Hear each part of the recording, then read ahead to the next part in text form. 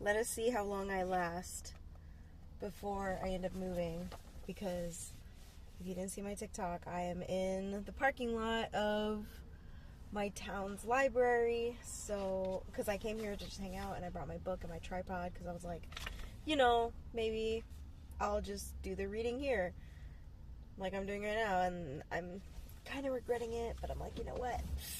Let's just do it. Let's just do it, right? Alright, so let's open day 10. I also parked right at the street, so every time cars go by, I look like I'm just talking to myself. This is one of the moments I kind of wish I was in Seattle, because a person talking to themselves on a camera is just, I don't know, it just felt so much more normal. Like, I saw it times and I felt like I was the only one who was like, is anybody else seeing this, right? It was just like so normal to people, and I'm kind of wishing I had that right now. Okay. Alright, I'm getting really, really nervous right now just because there's a lot of people. Okay. So, it's called The Unlikelihood of Falling in Love. I also feel like I started this really late, and I'm going to lose light. Yeah. Okay. We'll see how far I get and see if we have to finish this at home or somewhere else or whatever. Okay. The unlikely likelihood of falling in love by Jocelyn Davies. Daves? Devies? Devious? Part 1 introduction. How long? Compared to the others, how long is this one? I think this will be our longest one, guys. It's pretty long. Yeah, I'm definitely gonna have to split this up because I'm not gonna be able to finish it here. Okay. So we'll start it off for a little bit right now, and then we'll finish the rest once I really start losing like some light out here. So there's part 1, introduction. Okay. There are 24 interconnected subway lines running underneath Manhattan. There's over 6,000 subway cars with an average ride share of almost 2 billion people per year. If you stop to think about it, that makes the chances of seeing the same person more than once, 1 in over 30,000, and that's if you're working with a closed system. If you're working in an open system, the chances are even smaller, and the chances of falling in love at first sight with one of those people are even smaller than that. I know. I've done the math. That's what makes this story so weird. The morning began like any other Monday morning in May, just a month before the end of my junior year of high school. It was one of those days when it was one of those days when things just kind of clicked. I didn't hit the snooze button on my alarm. My sister Aviva didn't take forever in the bathroom. How much mascara does one really need to wear in 7th grade? That's fair. I was about to be like, mind your business, and then she said 7th grade, and I was like, you know what? Fair.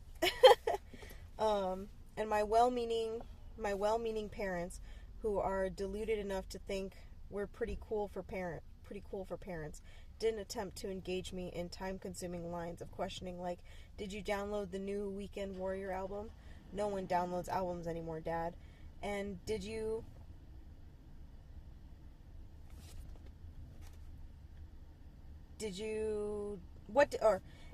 do to your hair? I slept on it, okay? The line at Brooklyn Bagel. Sorry, I thought I heard something, so I was just freaking out for a second. What did you do to your hair? I slept on it, okay? The line at Brooklyn Bagels wasn't too long. My bagel was crisp on the outside, doughy on the inside, and the cream cheese was evenly and sparingly applied. No messy globs that get all over your face and hands, and my peach Snapple was cold and sweet. I glided down the stairs at the Newkirk Plaza subway station. No one was walking slowly in heels in front of me, or ecking or eking out some last texts before going underground, or trying to carry a stroller by themselves. My path was clear, my aim was true. The B train rolled into the station right as I swiped my Metro card.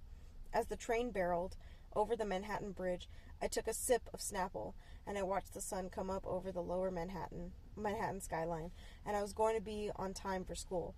And things were okay. And then something happened that changed my life. Something that never would have happened if the constellation of minuscule events in my life hadn't aligned perfectly to deliver me to this exact moment. There I was, taking a perfect sip of iced tea as the perfect sun rose over my perfect city, a city I love, a city that for once had conspired to get me to school on time, and I was leaning against the door. I refused to sit on the subway ever since the incident with the old man who wasn't wearing any pants. Me. Looking at the window toward the Statue of Liberty, experiencing the first glimmer of that end of school year feeling, that spring lightness in the air, little fresh laundry. I could feel the rumbling of the bridge rails under the train car, and then a train was passing across from us, going in the opposite direction toward Brooklyn.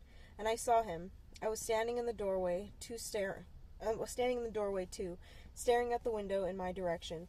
And when our trains passed, we locked eyes, and he had warm, deep brown skin and a flop of curly brown hair, and was wearing a navy blue zip-up hoodie with the travel size instrument case, violin,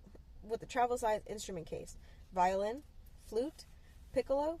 Strapped to his back, he stood up straighter when he saw me and grinned. His whole face lit up. I didn't have to look at my reflection in the metal frame. Subway ads. No city girl life hack. Pro city girl life hack. To know mine had lit up as well. And there we were, a girl and a boy staring at each other. There, through the window. There's a lot of parentheses here, okay? So that's why I'm getting, like, really mixed up, okay? A girl and a boy staring at each other through the windows of two train cars passing in the early morning light.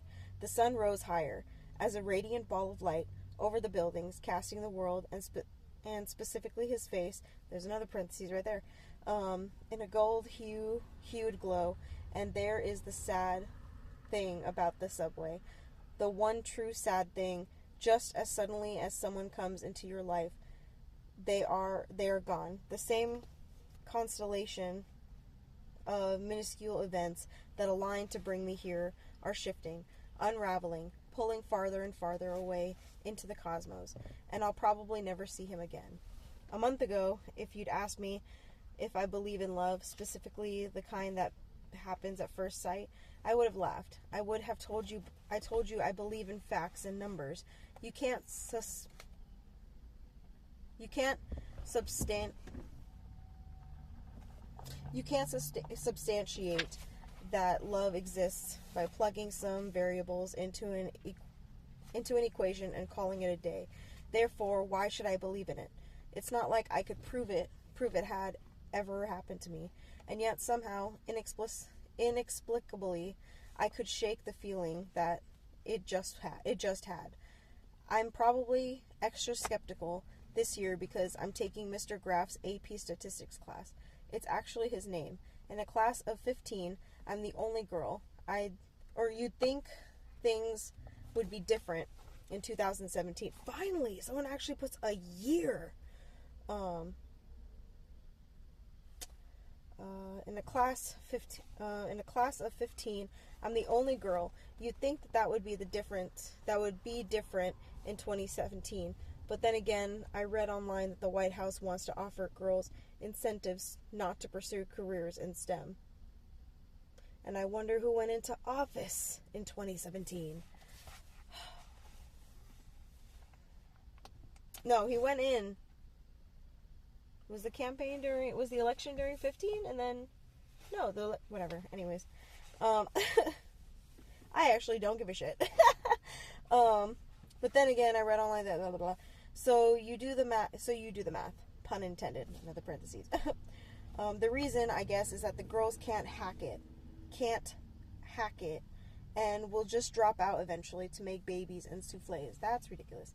Wasn't there like a thing back in like the 50s where there was actually like a degree where a woman could go to college specifically for the task of like taking a couple classes to maybe meet a husband and then eventually drop out? Like I have to look it up. I have to look it up and make a TikTok about it now.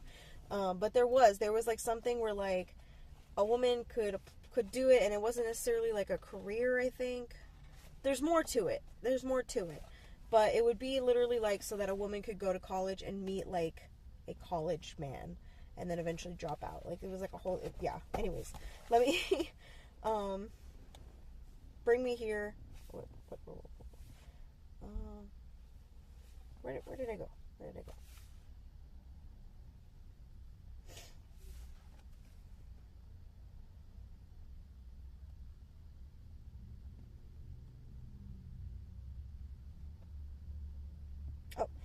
I don't even know what a souffle is. Me either. And I have no desire to push a 7-pound human out of my lady parts. And until I have at least 2 degrees, I am a pioneer in my field. Thanks. On the morning in question, the perfect Mr. Graff was standing up at the front of the room, telling us about the final project. This is your opportunity to show the world what budding statisticians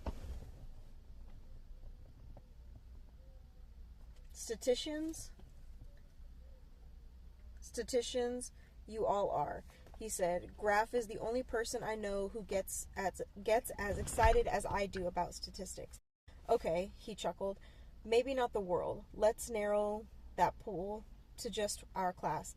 As you'll soon find out when you embark on your project, statistics is all about narrowing the pool of data. You've been working hard all year, and this is your chance to show me what you've got. I'll show you what I've got. Alex Coffey said under his breath, and everyone laughed. I don't care what you've got, Mr. Kofi. I feel like it's Kofi because it's EY and not EE at the end. If it's not some excellent math skills, Graff was passing around a stack of assignments. I'll need to see and approve your ideas by this Friday. You'll turn in your stimulated data by next Wednesday. Then you'll have three weeks to gather research, hand in your real data, and wire up your final projects. We'll have presentations at the end of the month. Matt Bloom, who sits on the left, glanced my way and shot his hand up. Can we work in pairs? He asked about Graff. He asked before Graff even called on him. The hand in the air was purely ornamental. No pairs, Graff said. This is solo work. He had finished handing out the assignment and was back at the front of the room. Ideally, there will be some real-life application to your study, and keep in mind that this is worth 50% of your grade, so there's a lot on the line here. You're my AP students, and I know you can do it. A cheer went up from the boys around me. It felt like a scene in a football movie, and Graff had just given us his best coach pep talk. Clear eyes, full hearts, math game strong. I want to see some elegant projects, people. My heartbeat quickened because I knew exactly what my project would be. Okay, so now it's going to part 2, but I think I'm going to stop here because I'm like seriously losing sun and it's actually starting to become kind of hard to read. So there's a part 3, and then there's a part 4. Wait, is that 4? Hold on. So this is 2, 3.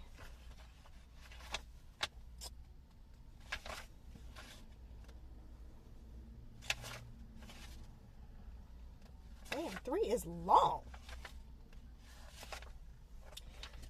I feel like okay. This can't be right because that's 5 right there. That's Roman numeral 5. I hate Roman numerals so much. Okay, part 3.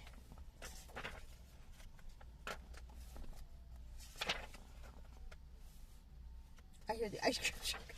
I want ice cream. Okay, part 4. and then part 5. Okay. So let's go finish these at my house because, yeah, I'm losing sun here. I did want to just kind of finish the whole thing here, but I don't think I'll be able to. Just because the whole parts thing is making me think it's a lot longer.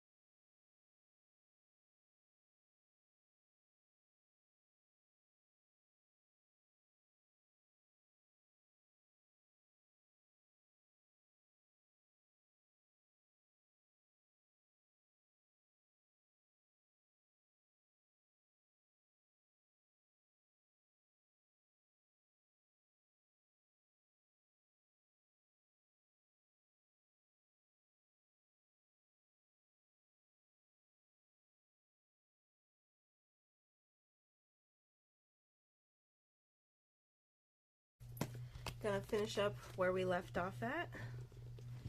Alright, we were at part 2. Alright, part 2, hypothesis. Part 2, hypothesis.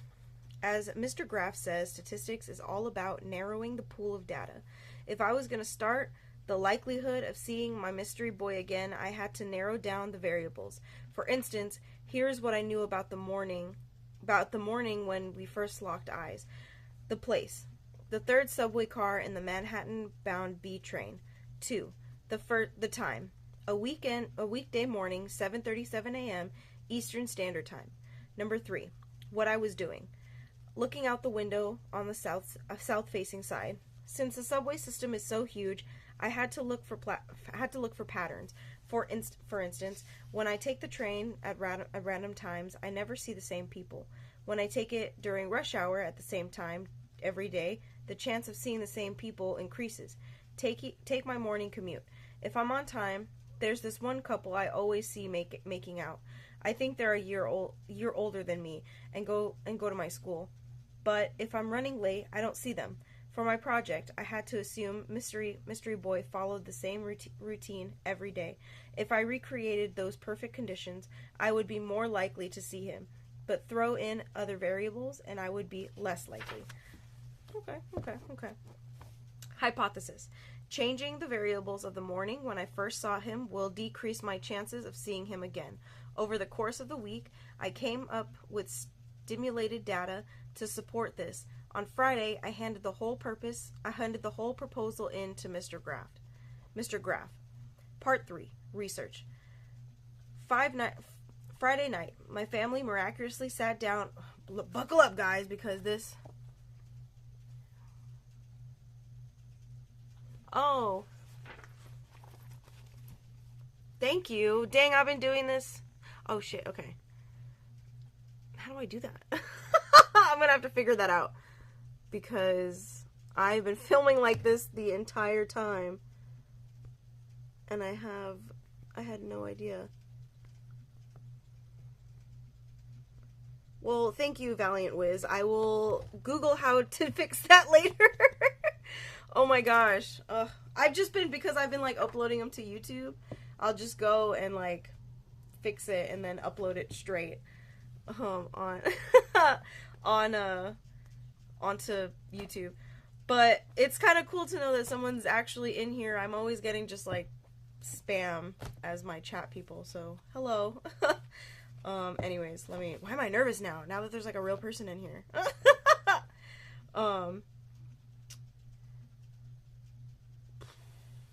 Okay, well, buckle up, because this is the long one now. This is the long part 3. Friday night, my family miraculously sat down for dinner together. It's pretty rare that we all end up around the table at the same time. My sister is on the middle school field hockey team, so she always has practice after school. Sometimes I get together with some of the guys from AP Stats to do homework or work through extra credit problems. Or I go to my friend Camila's house. You know what? Oh, hold on. I'll tell you in just a second. You know what I just thought of, though? I'm trying to fix this. Maybe if I do that. No? Okay, maybe not. I put that auto-rotate thing on. No! That's so funny. It is not. So it's like a bunch of different, let me show you the first page. So it's like a bunch of different stories, and you read a different short story every day up until Valentine's Day. So right now I'm on day 10, because it's February 10th. So today I'm reading day 10's story. That was 9. Where's 10? Damn it. So here is on day 10. So I'm finishing up. So I read the beginning earlier, and no, it's not. Is it really? No, it's not. Girl, what? It's the 10th. Are you in a different country? I'm gonna assume so. I feel like you're probably in a different country. Thank you for following me. I appreciate that. Because it is, in fact, the 10th. I'm in Arizona, in the U.S. So, but I am gonna finish this up just because I do upload these to a YouTube video also. So, but Meet Cute is basically just like a bunch of different mini stories of people meeting. So the definition of meet cute is basically just like a cute way that a couple met each other. I have the same username. The rest of them are on my YouTube channel if you want to go check those out. Anyways, let me get back to this real quick. My mom and dad are in creative fields and sometimes work weird hours, but that night we were all home. Mom even made her famous pasta sauce, which was actually the Barefoot Contessa's famous pasta sauce. So, Mom said, laying bowls and plates out on the round dinner table that used to be my grandma's. My sister plopped into one of the wicker basket weave chairs. The chair scratched against the floor and groaned under Aviva's weight. Aviva's weight. Viv, Mom said, pronouncing it Vive. Like we all do. These chairs were a rare find on eBay. I will say, this one is giving a lot more detail about things. Especially like the pronunciation of stuff. I've never really gotten the pronunciation of names before, so that's really nice. These chairs were a rare find on eBay. If you break one, I am selling you on eBay and using the money to pay for a custom-made new one. Mom, Viv said, this is really specific threat. Well, Mom said, these are really specific chairs. They're vintage, Aviva. Pretty much everything in our apartment is something Mom scored on eBay or at a Brooklyn flea or through some design nut she knows from work. She's a prop stylist for a famous interior design blog and just styled their first coffee table book. It was on the New York Times bestseller list for 5 weeks. I don't even think I could calculate the chances of of that happening. You have to be really super talented, and also all the stars have to align. My mom is a boss. Mom adjusted a shibori indigo placemat, and Viv very slowly, deliberately stood up and then sat down again in a way that was clearly for Mom's benefit. Mom raised her eyebrows. Dad came shambling in jeans and a flannel. He's a sound engineer for rock bands. What's cooking? He said, and Viv and I groaned. What? You're such a nerd, Dad, Viv said. You're selling Viv on eBay? Mom said. We're selling Viv on eBay, Mom said. Only if I break the chair. Sorry, I asked. Dad took a piece of bread and dipped it in the olive oil. I have a question, I said, interrupting the flow of family dinner time banter. How do you know if you're in love? Damn, that's loaded. Oh, bye! Oh, how sweet. Thank you. I don't know if you're still here, but bye. It was nice having you here.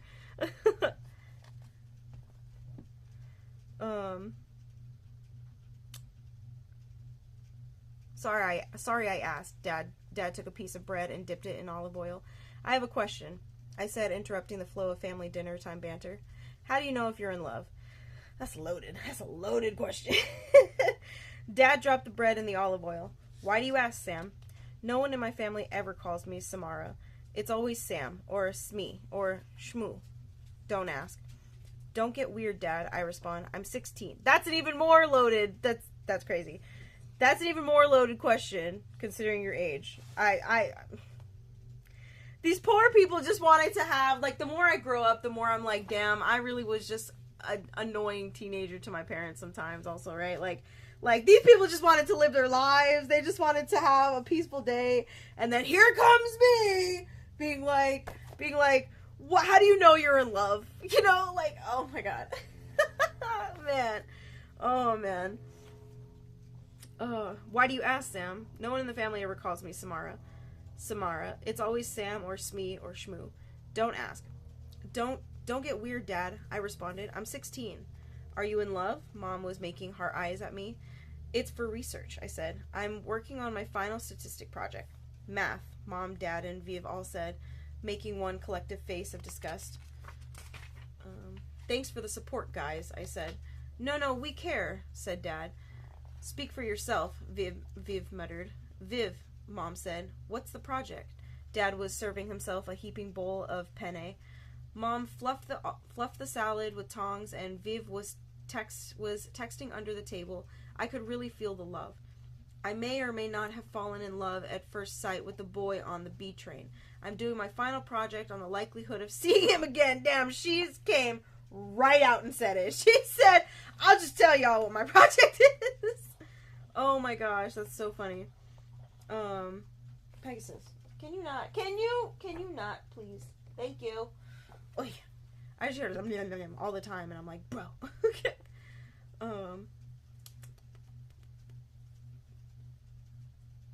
That got their attention. Even Viv put her phone down. A random boy? Viv asked. Or one you know. Random, I said. Viv snorted her disdain. What do you even know about this boy? Dad said. He could be a psychopath. Yeah, tell her, Dad, because what? Well, okay. I'll be honest, though. This is your very statistic and practical-driven daughter of yours, so maybe you don't have to be as worried as you think. Maybe you do. I don't know. We're gonna see. Let's see. He could be a psychopath. Or a misogynist, added Mom. Yo, that's so funny. Or a misogynist. That's like that meme. Have you ever seen that this is actually, I'm not going to say it. No, I feel like I have to say it. There's this there's this funny video. I think it was on Vine. I don't know if it's like a YouTube I don't know. I don't remember what it's from. I just know I've seen it on Vine, right? And it'll be like, what's more scarier than a molester? And then they reveal the word child to put child molester. And the person goes, a child. And they're like, no. I'm just thinking of that. I'm thinking of that part. Of that meme. Where it's like, he could be a psychopath. Or a misogynist. Like, you know, he could be worse than a psychopath. He could be a misogynist. That's so me, dude.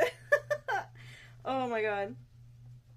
Or his name could be Demetrius von Snufflemuffin. He's a musician, I said, remembering the instrument case. Also, he looks good in a blue hoodie. Okay. Well, Dad said, not doing a very good job at discussing his skepticism. That's romance, I guess.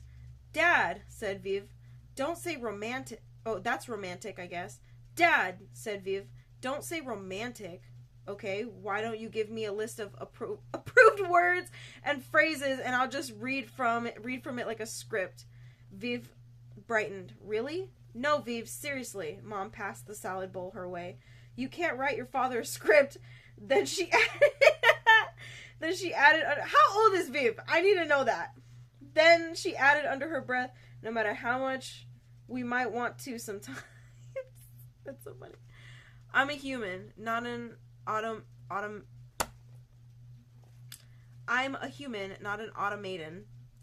Dad pretended to look hurt. Besides, the concept of soulmates was invented by Hollywood for the sake of marketing romantic comedies. Okay, we're gonna Google into that. Dad took a bite of pasta. The idea that you have to meet someone in an adorable way in order for it to be meaningful is nonsensical. I used to think that. I mean, okay, I still do think that. I don't think you have to have, like, this meet cute for it to be, like, a successful relationship. I know plenty of people who met in a very normal, like, they were friends, organic way kind of thing, or they were coworkers, whatever, right? And they were just, like, friendly as coworkers and then decided to go on a date or whatever kind of thing, right? I met in a meet cute way with my boyfriend, so, like, that's why I say, like, I used to definitely think that, but, like, I think I do still think that. I just think for myself, I don't think that much anymore, right? But, yeah, like, I don't think, yeah. like, for me personally, I think the meet cute can be important, but I don't think that's the case for everybody. I don't think it has to be the case for everybody, you know, even for myself, despite the fact that I think this way. Or feel the way that I feel, right?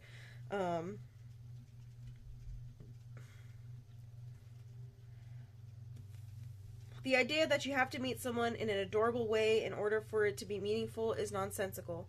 Your mom and I aren't soulmates. Fate didn't bring us together after some over-the-top series of missed connections.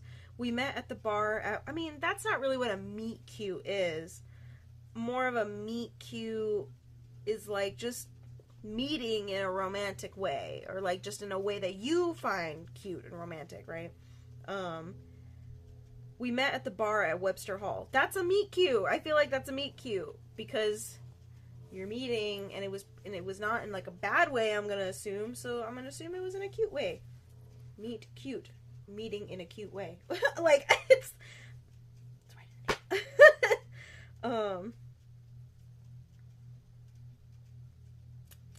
Where did I go? Oh my god, I'm always losing my goddamn place. Excuse me, Mom said. Not soulmates? Dad, Viv pushed the pasta away. No one wants to hear about you and Mom and your gross love story. Okay, how old is Viv? Why is she in this conversation? I need to know. Because if that's how you're depicting your parents' love story in this like, kind of adult conversation that your sister is trying to have about love or whatever, back out, Viv. Back out, Viv. Like, I need go to your room. How old are you? You know what I mean? Like, anyways, I kind of did, strictly for research purposes. I kind of did, strictly for research purposes, of course. See, like, she literally go to your room, Viv. But it looked like I was starting to lose the room, so I kept my mouth shut. On Monday, I commenced data gathering mode.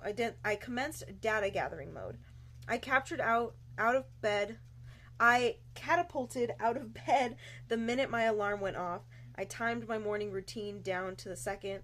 The train rolled in at a leisurely pace right at 7:12, and I had never loved it more than I did at that moment. I stepped through the doors and speed walked to the window I had been looking out the morning I first saw him. In case you're wondering, I was taking notes on my phone along the way so I could record them in the data log when I got to school. Time, conditions, outside factors. So far, everything was going smoothly. And then, babe, you're wearing that coconut lip stuff today. The makeout couple was standing against my door, as usual. They were so engrossed in each other's mouths that they didn't even see me. Excuse me, it tastes like okay. Excuse me, it tastes like vacation. Hi, can I... More gross smacking noises. Hello there! I say, practically shouting. The makeout couple turned around and looked at me without saying anything. I'm doing a school project. Oh, you're trying to talk to them! That's Wild. Okay. I'm doing a school project and need to stand by this by. Oh, okay. I thought you were about to start asking questions. I was like, girl, get out of their business. What? I'm doing a school project and need to stand by this window. Do you mind? The girl stared me down. It's possible this wasn't my finest idea. What's the project? Asked the boy. The train was rumbling. I mean, it's not like she's asking you to kiss her boyfriend. Jesus, girl. Calm down. Or asking you to kiss her boyfriend, like, or your boyfriend, right? Like, girl, calm down. She's just asking you to move out of the way so that she can be at the window. Like, I would have written it off. Like, if she literally was saying, like, I'm doing a school project and I stand by this window, I would have been like, okay, it's a kid, or they're just, I don't know, maybe they're just autistic and they're, like, finding data for something, you know, whatever. Like, whatever, you know, let them do their thing. If it's not any inconvenience to you, what's the big deal? Anyways. Asked the boy, The train was rumbling along at this point, inching toward the bridge. It's kind of time sensitive, I said. If you just let me, if you don't let us, if you don't tell us, the girl said slowly, how are we supposed to know if we want to help you or not? I don't think I asked for your help, ma'am. I don't think that's what I think I was asking you to move out of the goddamn way. I think that's what I actually was asking you. I was not asking for your help any which way or how. Like, at all. At all. Like, what? What are you saying to me right now? Anyways. Anyways, that got me so mad. I clenched my hands into fists. Yeah, me. I clenched my hands into fists at my sides. Then I sucked it up and told them. The girl gave me the side eye and then nodded at the boy. Without a word, she stepped out of the way and let me have the window. Thank you, thank you, thank you, thank you. I shouted in their face. He is aware of her too. He is totally aware of her, and he probably sees her also at the same time, because when I would take the bus to work during these very certain jobs that I was doing in the mornings, right? It was during Christmas time, so there would be like this dad that would, I'm assuming, taking their kid to school, right? And if I took a very certain bus, I would always see them at that bus stop every weekday. So I'm like, yeah, like, and I knew for a fact after a little while they started noticing me as well, you know, because he seemed to be like really nervous when people would wait at the stop with him. Like whenever I would be there, or like when I was walking up and like someone was already waiting there, like he would just be very like nervous and stuff. But then after a little while, I think we just like we never conversed or anything. We like have exchanged like smiles before, but that's about it.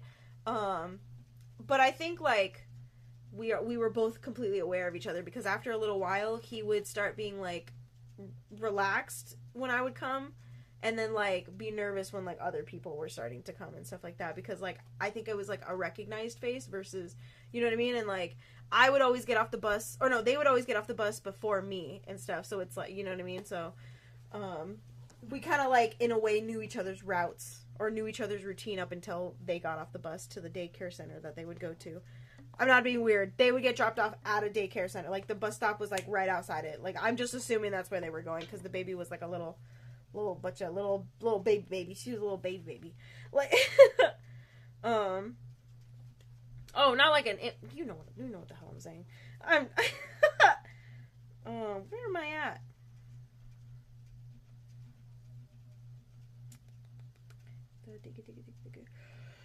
I like everything. My bad. I like everything, the boy shouted back. There are pros and cons to seeing the same people on your morning commute. Cons to seeing the same people on your morning commute. I took my place by the window as we journeyed from the darkness of the underground tunnel into the light. The sun was shining. I noted this in my phone. There was still a morning haze that hadn't burned off yet, giving everything a sort of dreamy quality. I noted this too. The objective weather condition, not the subjective dreaminess. I was about to be like, ooh, look at you straying off, but no. We were cresting the hill with a train barreled towards us from the Manhattan side. My heartbeat quickened. Was I going to see him again? Could it be possible I was in love at first sight? And was I so starved from affection that a strange boy smiled at me and I thought he was my soulmate? Yeah. Was this because my family didn't like math? I was contemplating all this when I saw the boy who may or may not have been named Demetrius von Snufflemuffin for the second time. You know how they say that when you fall in love at first sight, the world kind of stops for a moment, just as I was registering his dimples and then the fact that he was wearing the same blue hoodie. My subway car came to a screeching halt. So did his. Ladies and gentlemen, we are being delayed due to a signal malfunction.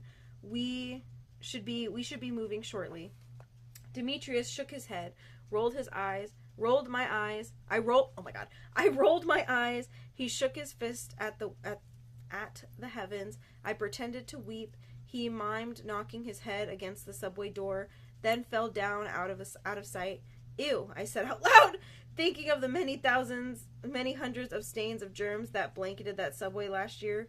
The New York Times published a study, and they found traces of bubonic plague on some subway poles. Imagine what's on the floor. The man standing next to me gave me a look. I gave him a look right at me. 'Cause what are you staring at? You know, like, that's so me, bro. The man standing next to me gave me a look. I gave him a look right back. You can't just take any nonsense on the subway. When I look out the window again, Demetrius was standing, writing something in a giant spiral-bound notebook. He held it up, and I squinted to see what it said. Made you look. I laughed out loud, then clapped my hand over my mouth. Demetrius grinned. He started to write something else, but before I could see what it said, my train jolted into motion, and we were hurtling forward again, leaving Demetrius and his train in our wake. I couldn't think about anything at school except that day, Demetrius. I could not think of anything at school that day except Demetrius. Jesus Christ. After I entered my notes into my data log, of course, here's what I knew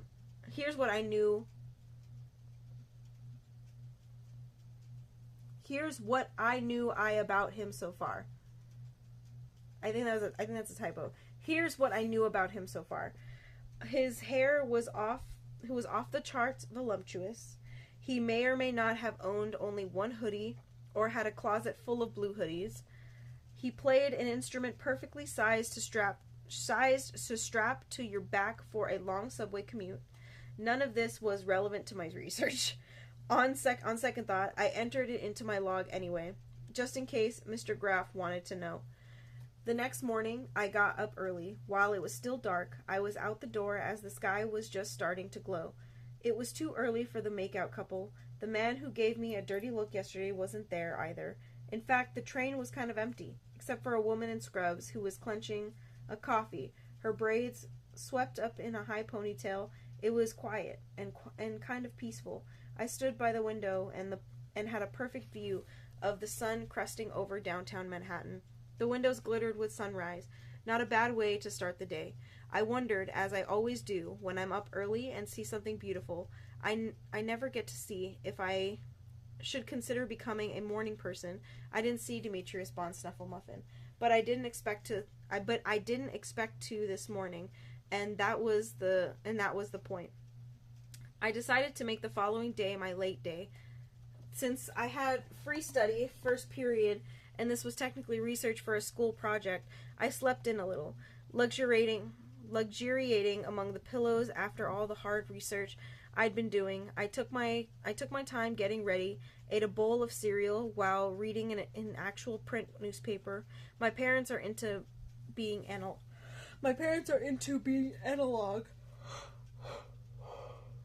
Sorry. How they go? Oh, and even worse and even wore boots with the heels so that I could walk slower. The train was packed with men and women on their way to work. I pushed my way to my usual window, but there was a man already leaning against it, and my bargaining potential was limited this morning, as there was literally nowhere else for him to go.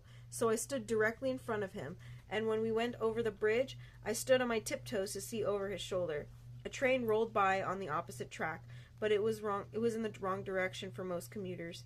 This time of day, the window I was looking for was empty. In AP Stats, we each updated the class on our progress. Mr. Graff took notes and nodded along, asking questions and helping us fine-tune our data collection. I noted with satisfaction that I seemed to be ahead of a lot of the guys in my class. Take that, gender norms. When it was my turn to present, a hush fell over the room. The boys lost their minds when I told them I seen Demetrius again. I can't believe you didn't give him your number, Matt said. Matt had his head in his hands. You could have held it up to the window. I didn't think of that, I realized, but if my data is correct, I should see him again the next time I'm on time for school, maybe even tomorrow. That's tempting fate, Alex interjected. It's not fate, it's math. Wait, said Justin Wu. Why are you calling him Demetrius? My last class of the day was studio art. Mom had made me sign up for it because she said I was too high-strung and doing something creative would help to soothe my overactive brain. Camilla is in the class too. It gives us a chance to catch up while we smear paint on a canvas. Alex is right, she said, dipping her brush into a blob of hunter green paint. It's fate. It's not fate. I countered. It's math. Why do you think you keep seeing him? Why do you think both of your trains stopped at the exact same time? It's fate.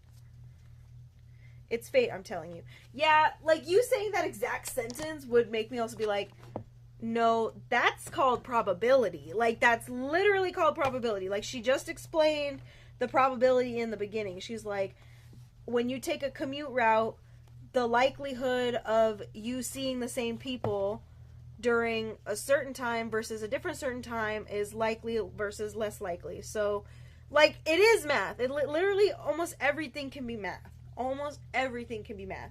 Did you know math can be spiritual? Like, you're not ready for that conversation, are you?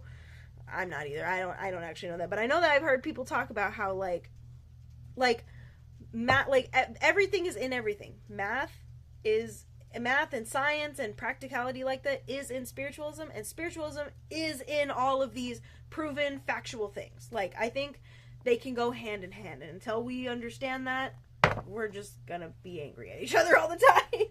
Oh man. Anyways, I'll tell you why I keep seeing him. He goes to the school in Brooklyn. I go to school in Manhattan. School starts at pretty much the same time every day, no matter what school you go to. There are only a limited number of ways to cross between Brooklyn and Manhattan, and one of them is the Manhattan Bridge. See? The pool of variables keep getting smaller and smaller. If you think about it, how could I not see him? See? I'm literally, I'm with you. I see you, girl. I see your vision. I see you. I see you. I do.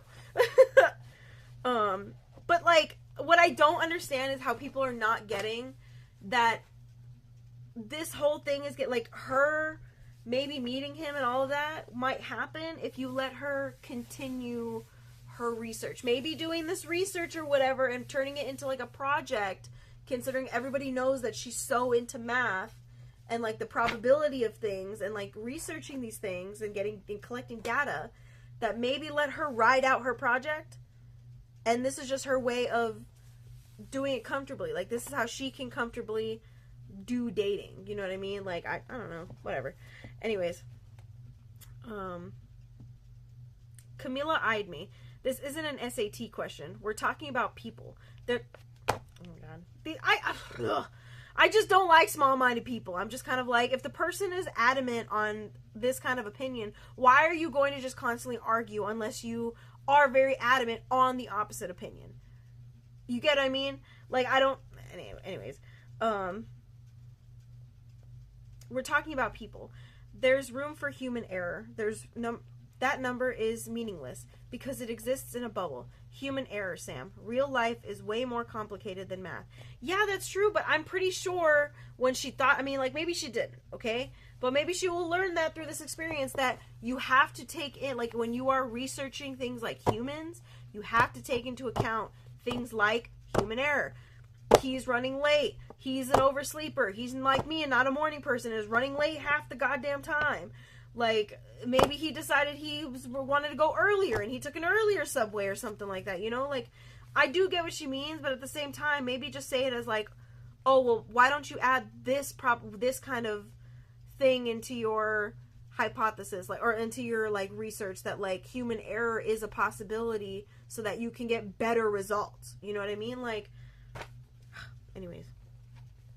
I just don't understand why it's so hard for people to talk to people when people can so blatantly show how they want to be talked to, or what makes them comfortable, and what, you know what I mean? Like, people will literally tell you who they are and what they want and what they like if you literally just listen. You just gotta listen. Like, anyways. Human error, Sam. Real life is way more complicated than math. I respectfully beg to differ. It was a carefully orchestrated series of perfectly timed events that brought us together in the first place. Okay. I'm still with you, girl, but, like, this is what I mean. It's like, she is also 16 years old, so it's like, you are going off, you are not, like, a scholar researcher yet. You're learning to research, you know what I mean? So, but, like, hopefully through this you learn things of, like, when you are researching humans, you have to put those kinds of probabilities, like, those kinds of errors in there, like,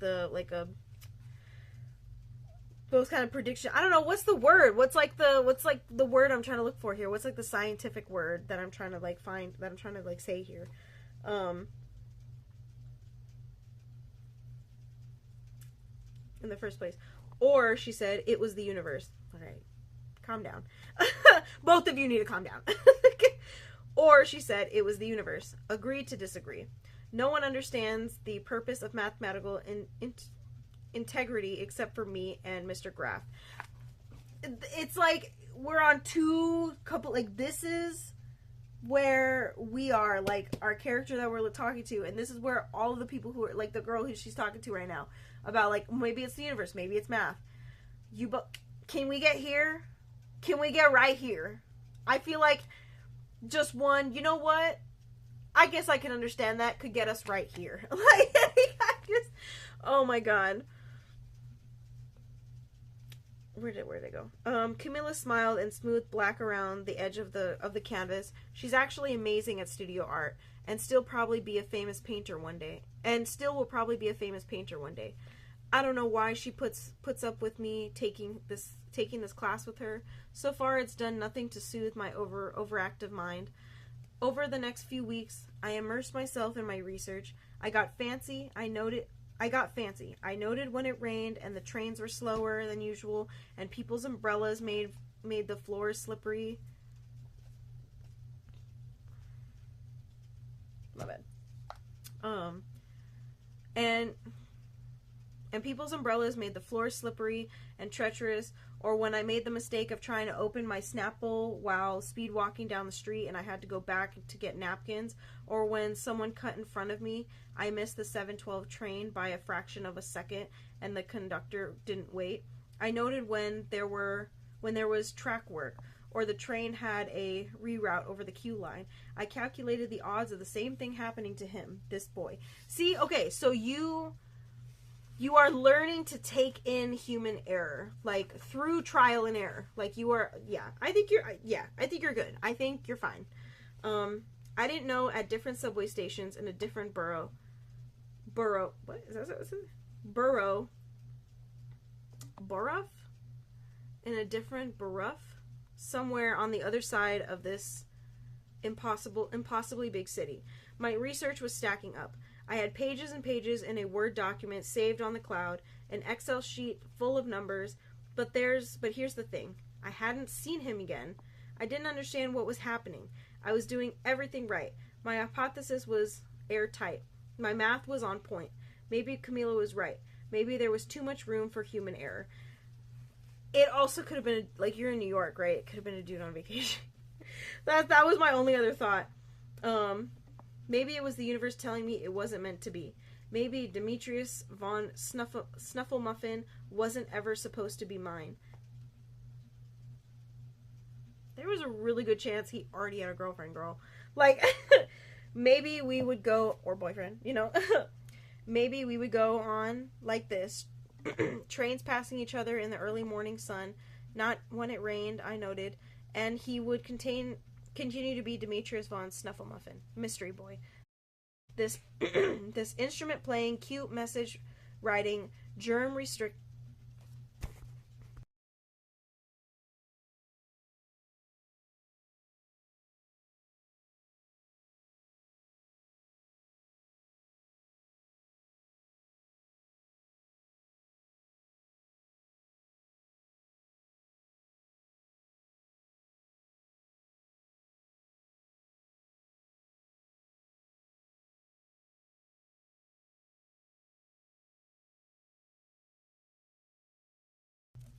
Sorry, there was just shit really stuck in my throat there. Anyways,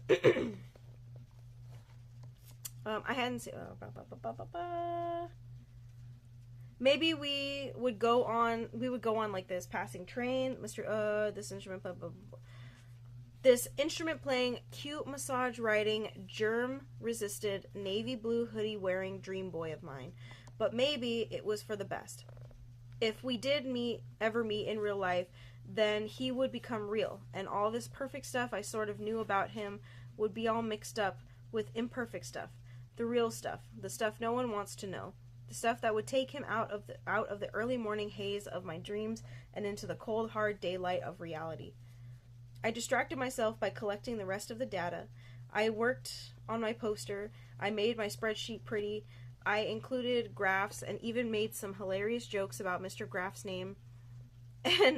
And then, in the blink of an eye, I mean, it was 14 days, but who's counting? There was only 1 week left. The paper was due Friday. All my research had to be complete by then. 5 days to change the course of my life. Monday, I was perfectly on time, and it rained, and the 7:12 train arrived at 7:25. Tuesday, my train was rerouted. Wednesday, I ended up being late again. Aviva decided to use Mom's... Oh my god. Late because Aviva decided to use Mom's curling iron and filled the bathroom with burnt hair smell. Thursday, I saw him one more time. We both pressed our hands to the glass. I was hoping for something, anything, some kind of meaningful connection. Come on, train. If there was ever a time for you to stall unexpectedly, this is it. But I had no such luck. The train went by too fast, and we watched each other hurtle off into the distance. Goodbye, Demetrius, I thought. The Friday project was due, and I was on time, and the train was on time, and everything lined up exactly right. But I didn't see him at all. Part 4. Analysis. That was it. The whole thing was over.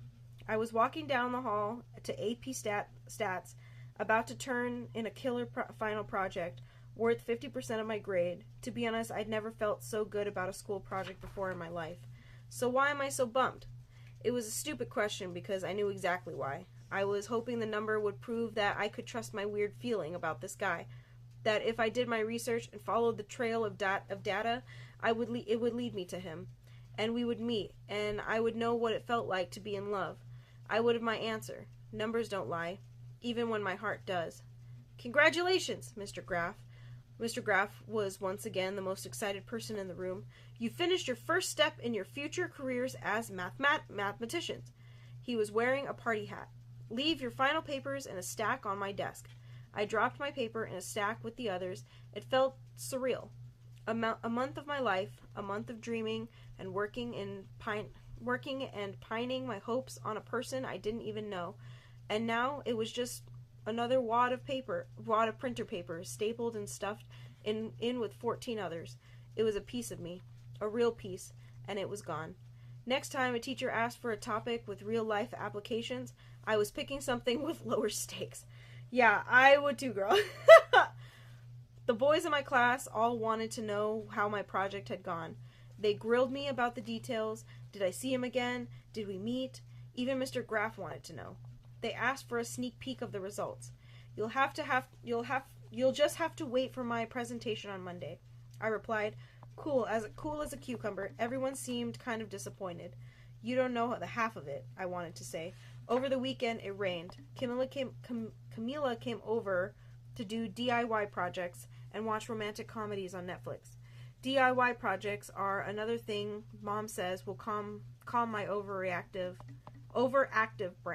mind. She isn't wrong. There's something soothing about repurposing old jeans into something new and useful. Yeah, like, honestly, if you're someone who's just, like, you're constantly doing work and you constantly feel like you don't ever have a break, or even when you try to give yourself a break, like, you just kind of can't, doing crafts is, like, a really good way to, like, do something with your hands without having to use your brain so much. If you're someone who just hates having to use your brain, even when you're trying to do fun stuff, you know what I mean? Like, that's why...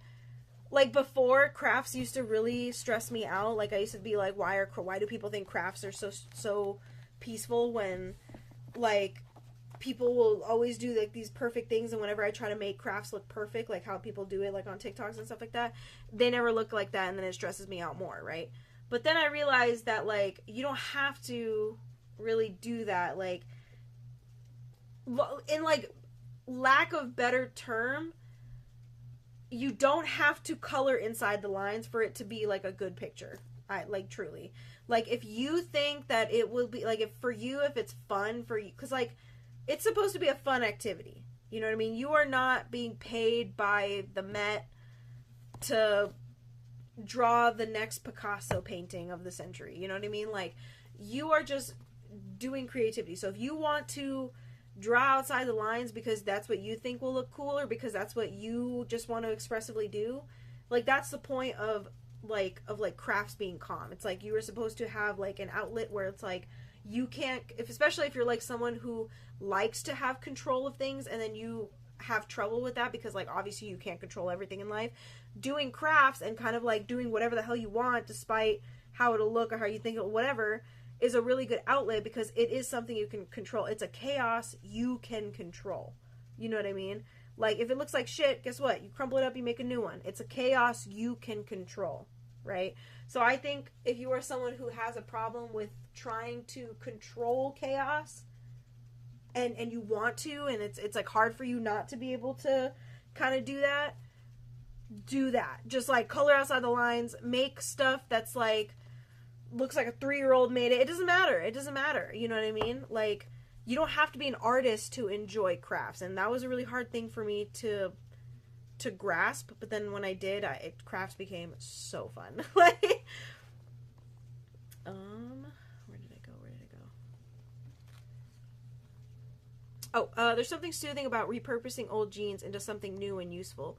So we went to town on denim with scissors as we watched. So we went to town on denim with scissors as we watched You've Got Mail. Viv was sitting in the comfy chair playing on her phone. She didn't look up, and I knew she was listening. You see, Camila said, pointing to the TV while she tore a strip of old denim to shreds. They live in the same neighborhood and cross paths every day, and it takes forever. But they do meet at the end of the movie. She started braiding the strips together. Everything connects eventually, she said wisely. It's a move! Girl, get out of my face. She started braiding the strips together. Everything connects eventually, she said wisely. She's been talking like that ever since we started watching Cosmos with Neil deGrasse Tyson. Well, that'll do it. I love Neil deGrasse Tyson, but that's definitely not what I would have gotten. But, like, you do realize Neil deGrasse Tyson is a science man, right? Like, that man believes in facts. It rained and rained and rained, and it didn't leave. Oh, you know what? That's actually a really good example of what I was saying earlier, is that there is spirituality in all factual things, and there is there is science and math in spirituality. That Neil deGrasse Tyson's show, The Cosmos, I feel like is a really good example of that, because I always feel like I meet astrology girl. I love you girls so much. I really do. But damn. Not everything is a sign. Or maybe it is. I don't know. But sometimes they'll like solidify Neil deGrasse Tyson's Cosmos, and I'm like, guys, he uses a lot of fact. Like, he's not just saying shit. He's a scientist. He has degrees, okay? Like, oh, there it goes.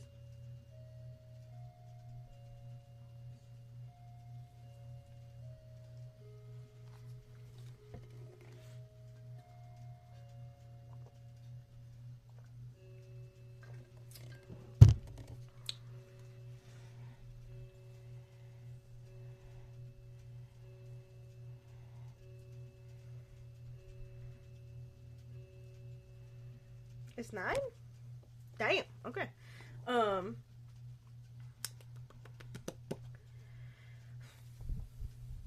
It rained and rained and rained, and I didn't leave the apartment for 2 whole days. My new denim choker was a masterpiece. The sun came out for President's Day. I woke up before the sun. I was leaving an extra hour to get to school in case everything was wrong. If I learned anything from taking obsessive notes about subway patterns this month, something inevitable would. Happily, my foresight paid off. Since my train decided to go over the Q line that day, on the bridge, I watched the sun come up over the downtown Manhattan skyline, and even I had to admit how pretty it was. Oh, excuse me. And how lucky I was to be alive and to call this city my home. Blah blah blah. Turning in the project had felt like the end of something, but maybe this presentation was only the beginning. Maybe I'd get an A and go on to get a 5 on the AP exam and get into MIT and get a competitive academic scholarship. And this whole project really would be the beginning of my career as a statistician, as Mr. Graff would say, and that's when, as dawn was me, that I left my poster at home. Damn! I'd be late. After all that work, I would go back and be late. I don't even give a shit. I don't give a shit. Well, I also don't know how far you live, and I take the bus, so maybe I would give a little bit of a shit. Oh, man. Okay. Stats was the first class of the day. Man! Okay. Stats was the first class of the day, and I was the first presenter. Bye. Shoot me now. What? That's crazy. And I was the first presenter. Everyone wanted to know how my project had turned out. They made me go first. I checked my phone. It was 6:45, and that was why I left extra time. Maybe Camilla was right about human error after all. At Canal Street, I got off and crossed over the Brooklyn-bound side of the track. It was packed, which meant a train hadn't come in a while, which meant something was wrong.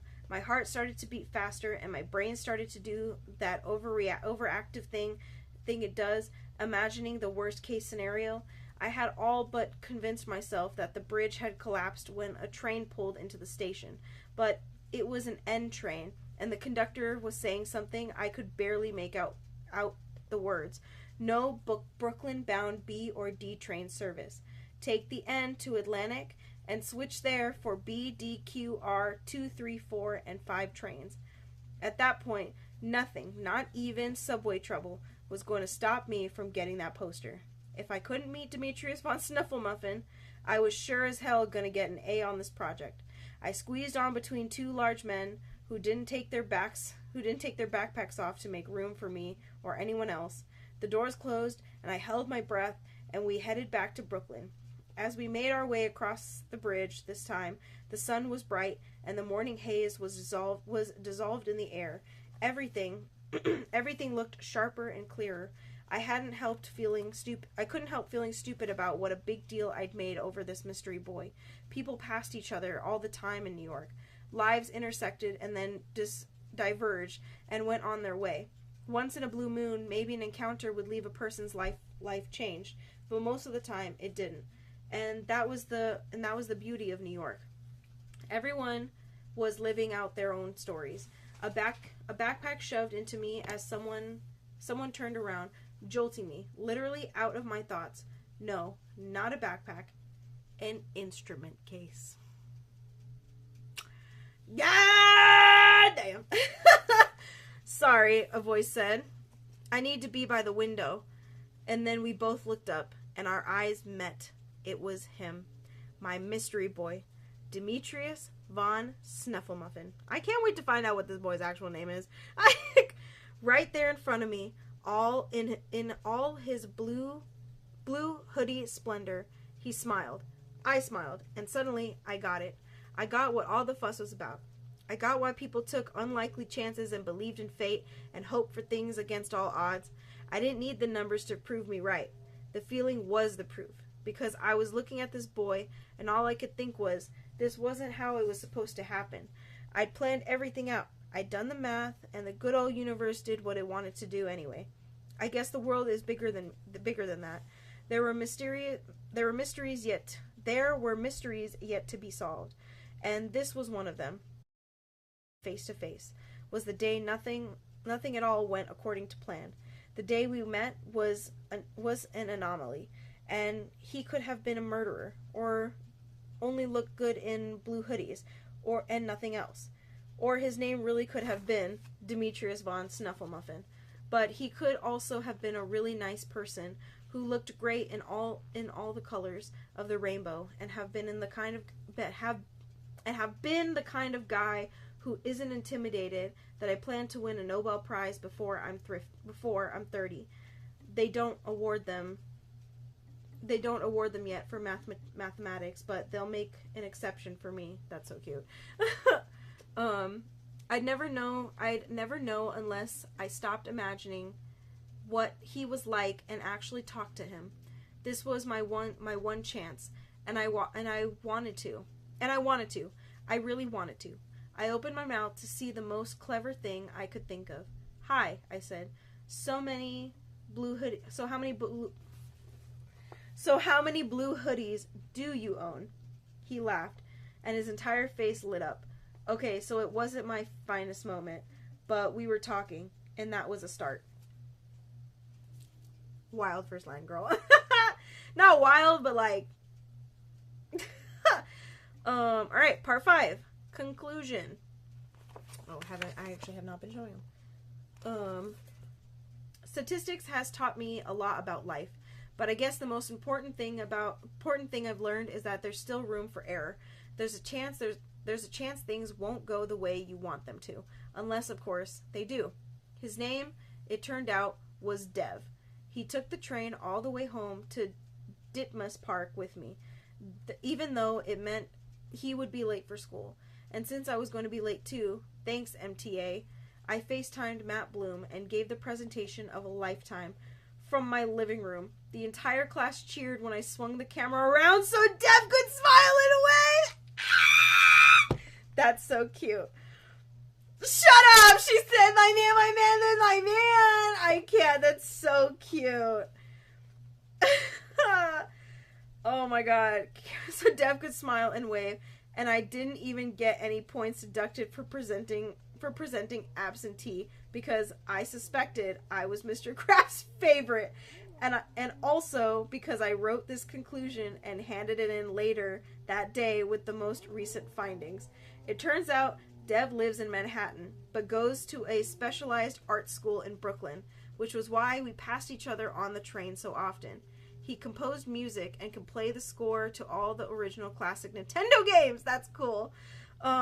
He owned 3 navy blue hoodies, but he also owns a gray one and a black one, as well as several other non-hoodie items of clothing in various colors. Yeah, girl, I'd hope so. But for the entire month of May, he wore the blue one. Know why? It was so I'd recognize him. Shut up. So I guess in the end, that probably skewed my data. But like I said, you can't plan for everything. That's so... Shut up. That one is so cute. This is the first one I've read where I'm all like, it's so cute. I love it. I love it so much. Okay, that was really cute. They're not here anymore.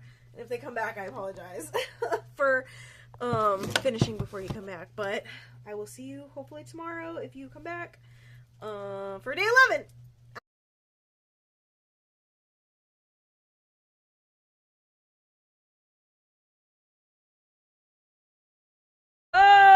Okay.